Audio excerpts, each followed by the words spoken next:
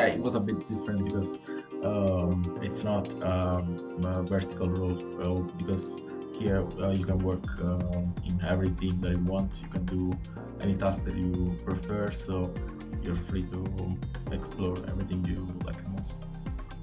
Ivy was looking for people to work on the graph compiler, and that's what the interview was about.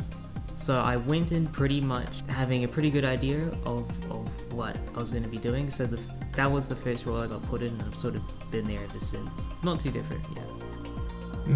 Not really, I would say, because I was imagining something a little bit research oriented, and I really dig that.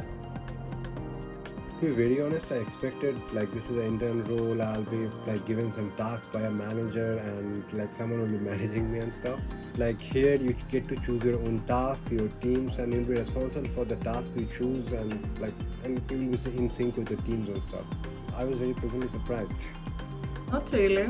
I think the coding challenge helps with that because you already get to see the code structure and all the tasks that everyone is contributing to. Actually, to be honest, quite a bit. So when I first applied, it was ML engineer intern, right? I assumed I would just be doing ML engineering work, and now I'm doing like funding work, sales related work.